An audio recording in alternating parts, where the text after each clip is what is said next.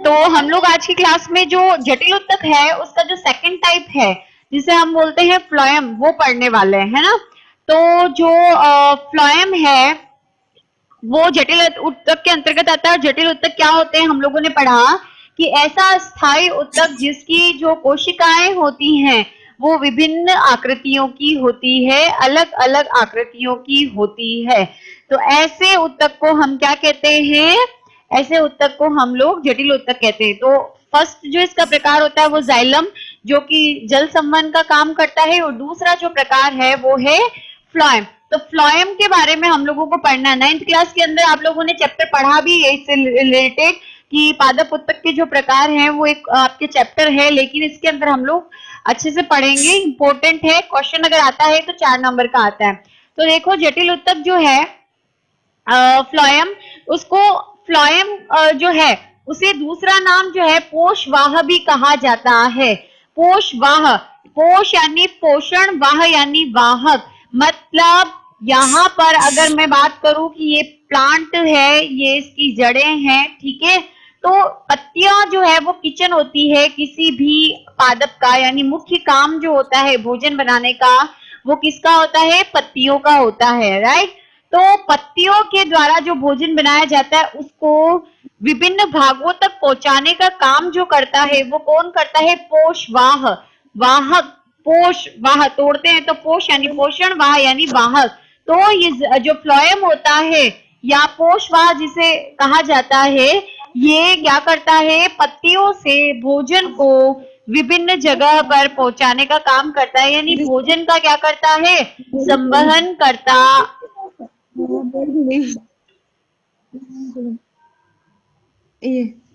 Yes ma'am, yes ma'am, yes ma'am आ रहा है।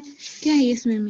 ये ठीक है। Please send me yes each one of. तो जो जटिल उत्तक है उसमें फ्लोएम जो है वो भोजन में क्या करता है? भोजन को विभिन्न भागों तक पहुंचाने का काम करता है प्लांट्स के, ठीक है। फ्लोएम का जो पहला नामकरण किया गया, यानी फ्लोएम को नाम जो दिया वो सबसे पहले नेगेली ने दिया। जाइलम को भी नेगेली ने नाम दिया। ये आपके नीट के अंदर क्वेश्चन आ सकता है, ध्यान रखना। अब आता है कि जो फ्लोएम या पोषवाह होते हैं उसके प्रकार कितने होते हैं। जनरल जो है टॉपिक, एक जनरली ये जनरल नॉलेज के लिए, ठीक है। तो पोषवाह के प्रकार यानी उत्पत्ति के आधार पर ये दो प्रकार का होता है। पहला है प्राथमिक और दूसरा है द्वितीय पोषवाह। प्राथमिक जो है उसका निर्माण जिस संरचना से होता है वो होता है प्राक एधा।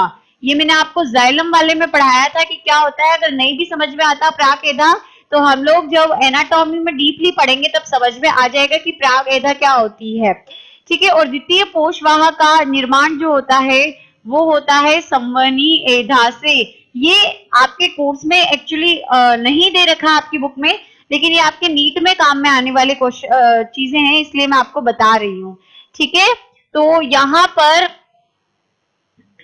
ये चीज ध्यान रखना कि उत्पत्ति के आधार पर फ्लोएम को, जिसे हम पोषवाह कह रहे हैं हिंदी में, उसको दो हिस्सों में डिवाइड किया गया है, प्राथमिक पोषवाह और द्वितीय पोषवाह।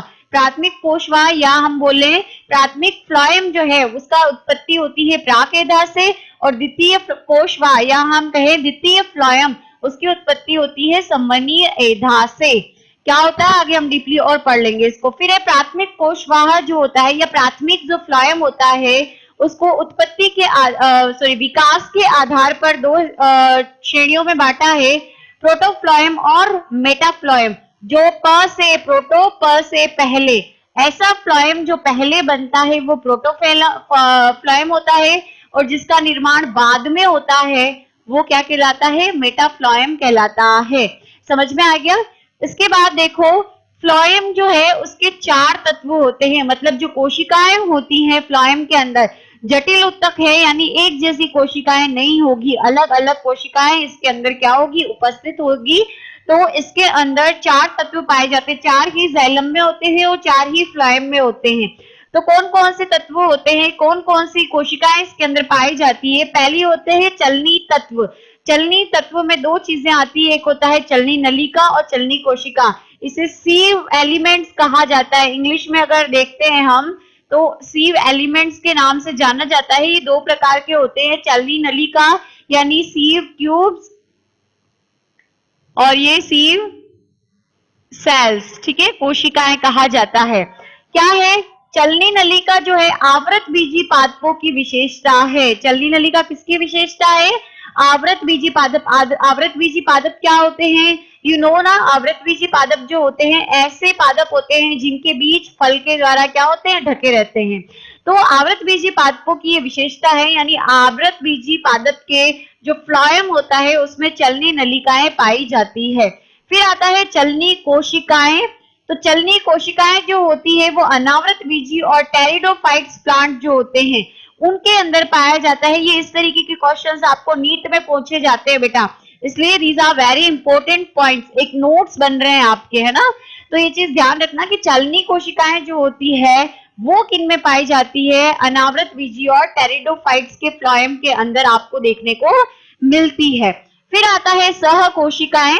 सेकेंड एलिमेंट है हमारा चलनी तत्व यानी सी एलिमेंट के बाद अनावृत बीजी और टेरिडोफाइट्स में सह कोशिकाएं अनुपस्थित होती है। वेरी इंपॉर्टेंट पॉइंट, ध्यान रखना कि सह कोशिकाएं सिर्फ किसमें होगी? आवृत बीजी प्लांट्स में होती हैं, ठीक है, अनावृत बीजी में नहीं होती। अनावृत बीजी में इनकी जगह जो कोशिकाएं होती हैं उन्हें एल्बुमिनस या स्ट्रोसबर्गर सेल्स कहा जाता है। बात समझ में आ रही है कि सह कोशिकाएं सिर्फ आवृत बीजी में होता है। एक्चुअली ये होता है कि जैसे चलनी नलिकाएं होती है ना, ये चलनी नलिकाएं हैं, तो इनके साइड में इस तरीके से कोशिकाएं पाई जाती हैं जिन्हें हम बोलते हैं सह कोशिका। और ये हो गया चलनी नलिका, है ना। तो चलनी नलिका के साइड में पाई जाती है सह कोशिका। तो चलनी नलिका चौकी कहाँ पाई जा रही है? आवृत बीजी में। इसीलिए क्या होगा? सह कोशिका भी किसमें मिलेगी आपको?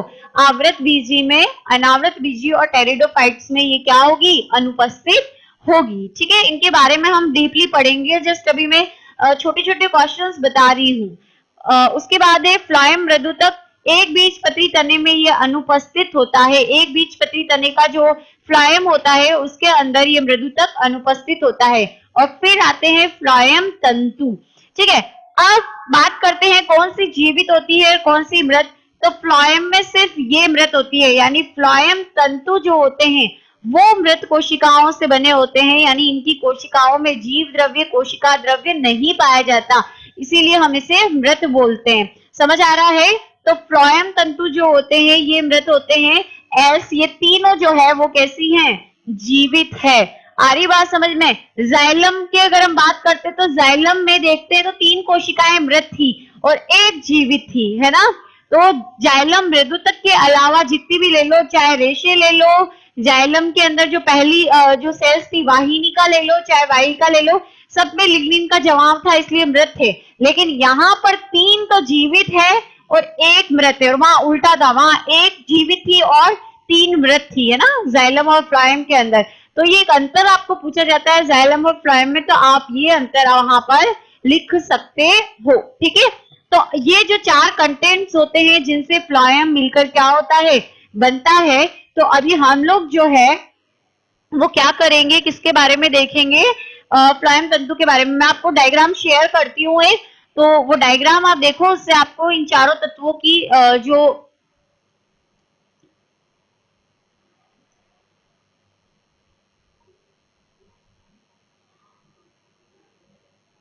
यहाँ पर देखते हैं अगर हम इनको चारों सेल्स को, तो देखो स्क्रीन पे आपको नजर आएगा। ये देखो बेटा, ये सीव ट्यूब्स लिखा हुआ है। सीव ट्यूब का मतलब है, आपके सामने स्क्रीन पे नजर आ रहा है, सीव ट्यूब जो है, सीव ट्यूब का मतलब आपका पहला कंपोनेंट चालनी तत्व का चालनी नली का। मेरा एरो देखना आप लोग, ये जो है आपको दिख रही है ना, ये आपके सीव ट्यूब्स है, ठीक है। फिर आता है नेक्स्ट, ये जो आपको दिख रहा है ये 2 सेल्स, ये एरो के पास में देखना, एक ये और एक ये। इसको मैं आपको जूम आउट कर देती हूँ थोड़ा। ये देखो, ये जो आपको दिख रही है ना, ये ग्रीन ग्रीन जिसमें से पट्टी जैसे स्ट्रक्चर दिख रही है, ये तो आपकी क्या है? चलनी नलिका है। उसके बाद आपको नेक्स्ट दिख रही है ये 2 सेल्स, ये आपके सेकंड है जो कि आपकी है सह कोशिका। एंड उसके बाद अगर आप देखते हो यहाँ पर तो ये आपको दे रखा है पेरेन्काइमा, यानी ये मृदुतक कोशिकाएं हैं। समझ में आ गया? तो ये हो गया। उसके अलावा अगर मैं दूसरा आपको इमेज दिखाऊं तो ये देखो स्क्रीन पर, ये डायग्राम, ये देखो इसमें अच्छे से दिख रहा है, ये सीव ट्यूब्स हो गई। सीव ट्यूब का मतलब चलनी नलिकाएं हो गई। ये आपके फ्लोएम पेरेन्काइमा दे रखी है, यानी ये है आपके फ्लोएम की मृदुतक कोशिकाएं इधर की तरफ, ठीक है। फिर ये यहाँ पर जो पट्टी रूपी दे रखी है, ये कंपेनियन सेल यानी सहायक कोशिकाएं हैं। और ये देखो एक चीज नोट करना, ये जो सीव ट्यूब आपको दिख रही है, मतलब जो चलनी नलिका देख रही है, ये पहली है और ये दूसरी है। इसके बीच में एक पट्टी जैसी स्ट्रक्चर दिख रही है आपको, ये वाले जिसपे एरो है, इसे सीव प्लेट कहते हैं। तो जो आपकी जो नलिका होती है, चलनी नलिका, उसकी बड़ी विशेषता ये होती है कि बेटा इसमें चलनी जो प्लेट होती है वो पाई जाती है। ये देखो ये दे रखा, ये जो सीव प्लेट की स्ट्रक्चर दे रखी है, चलनी जो पट्टी है, प्लेट है, उसकी स्ट्रक्चर दे रखी है, जिसमें ये काले काले छिद्र आपको दिखे हुए हैं। इन छिद्रों से भोजन का क्या होता है? स्थानांतरण होता है। तो ये डायग्राम है इन तीनों के, इनके बीच बीच में कहीं कहीं पे ये जो तंतु होते हैं, जाइलम तंतु सॉरी फ्लोएम तंतु जो है वो पाए जाते हैं। तो एक फ्लोएम की स्ट्रक्चर इस तरीके से होती है। आई होप सो कि आपको चित्र से समझ में आई होगी।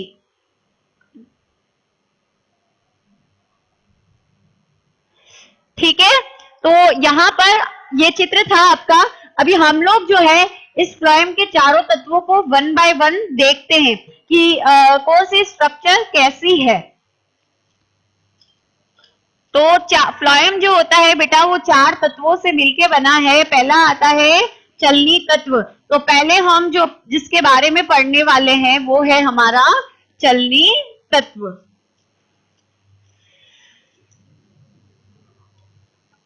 तो फ्लोएम के अंदर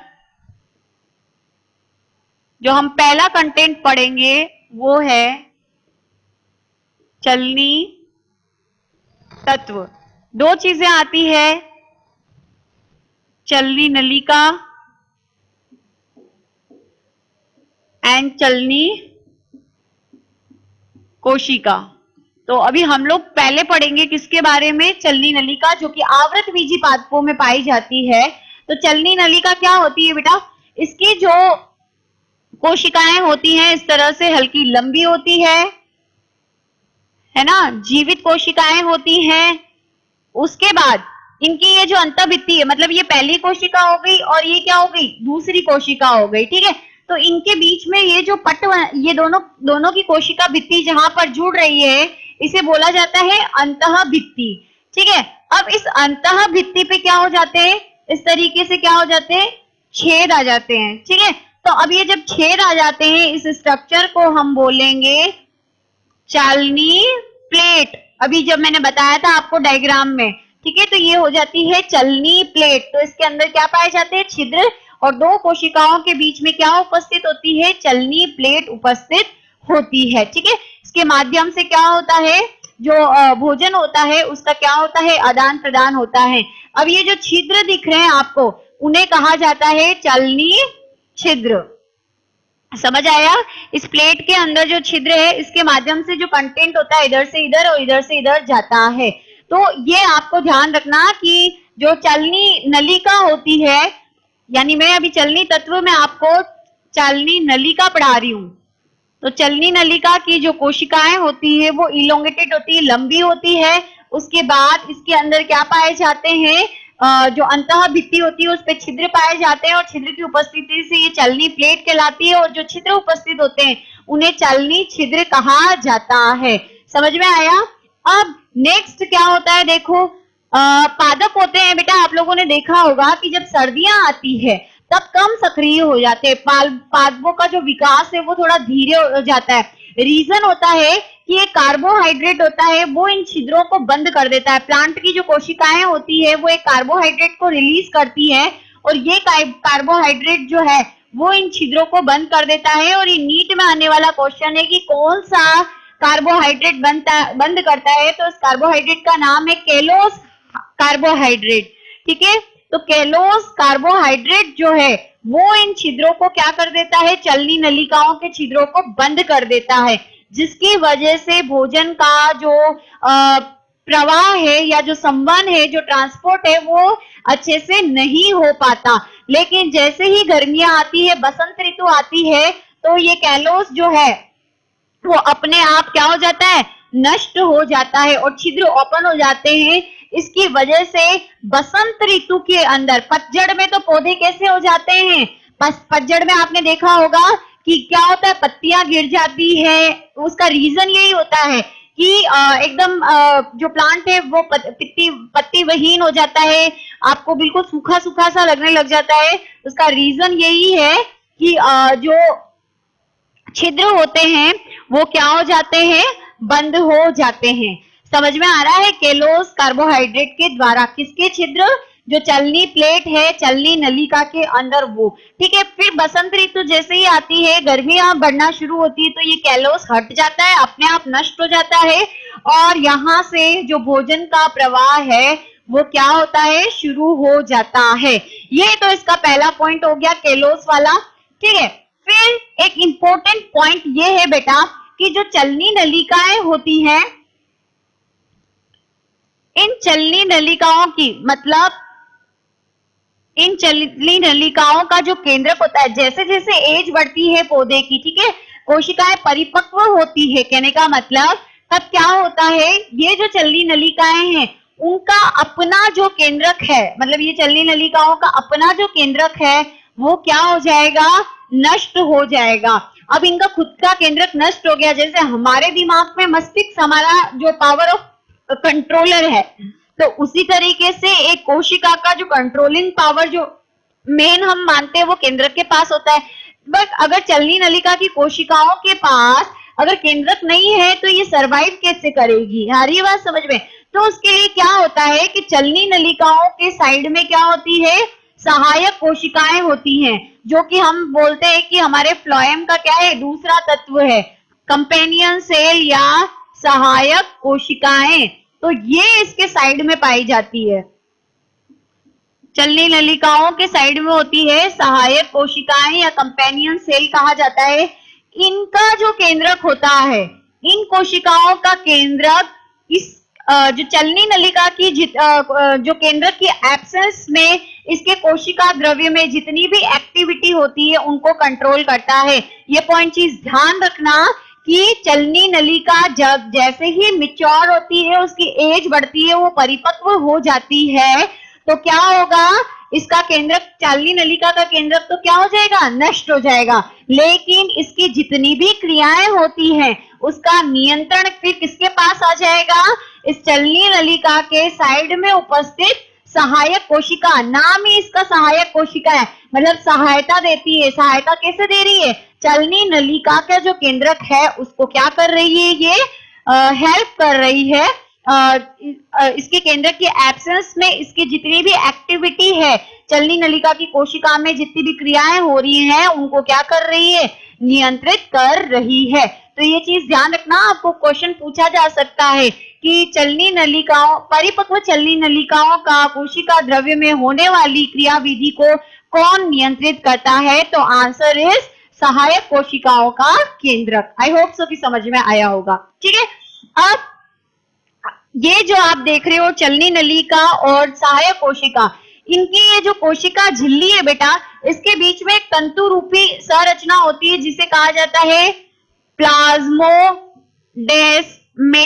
ठीक है। इसके द्वारा क्या किया जाता है, पदार्थों का आदान प्रदान किया जाता है, किसके बीच में, चलनी नलिका और सहायक कोशिका के बीच में। इनकी दोनों की जो ऐसे भित्ति लगी हुई है, इस भित्ति के अंदर एक ऐसे तंतु रूपी संरचना बन जाती है। उस तंतु रूपी संरचना को प्लाज्मोडेस्मेटा कहते हैं और इस प्लाज्मोडेस्मेटा के द्वारा क्या किया जाता है, पदार्थों का आदान प्रदान किया जाता है, ठीक है। उसके बाद नेक्स्ट आता है, ये जो चलनी नलिका होती है उसके अंदर बहुत बड़ी रिक्तिका होती है। इसकी वजह से इसका सारा जो कोशिका द्रव्य है वो क्या होता है, परिधि की ओर खिसक जाता है। समझ में आ रहा है। तो इसका जो चलनी नलिकाओं का जो कोशिका द्रव्य है वो बिल्कुल कोशिका झिल्ली और भित्ति के पास में होता है, बीच से ये बिल्कुल खाली होती है रिक्तिका की वजह से। समझ में आ गया? उसके बाद है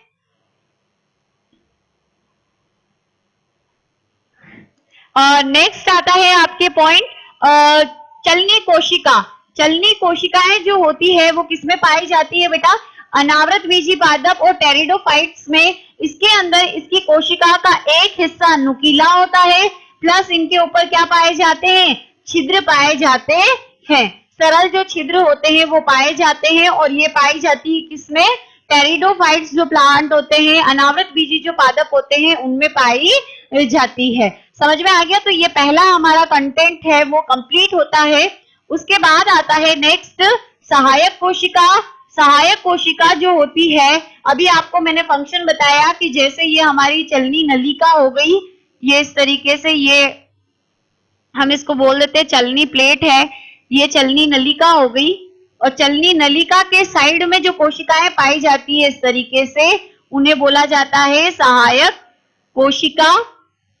और ये हो गई चलनी नलिका की कोशिका। ठीक है, तो अभी बताया मैंने कि प्लाज्मोडेस्माटा से ये आपस में जुड़े हुए होते हैं, और इसका जो केंद्रक है वो क्या करता है? चलनी नलिका की केंद्रक की एब्सेंस में क्या करेगा? कार्य करेगा। समझ आ गया? तो ये सहायक कोशिका है। अब चलनी नलिका और सहायक कोशिकाएं जो होती हैं, उनकी उत्पत्ति क्या होती है?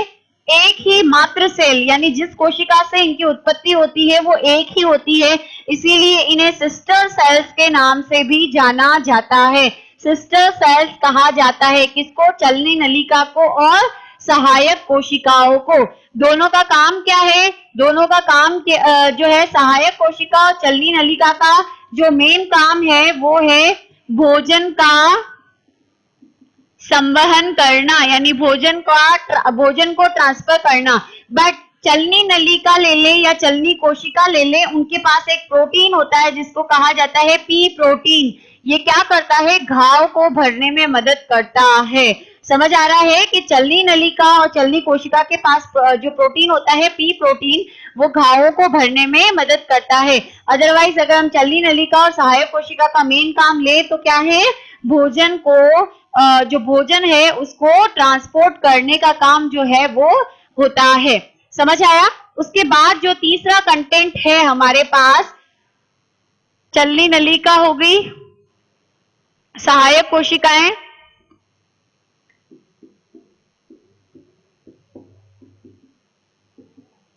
उसके बाद तीसरा आता है जीवित कहलाएगा हमारा फ्लोएम,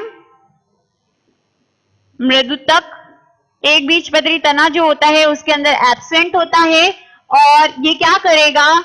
भोजन का संवहन करने में मदद करती है। और कैसी लगी रहती है ये?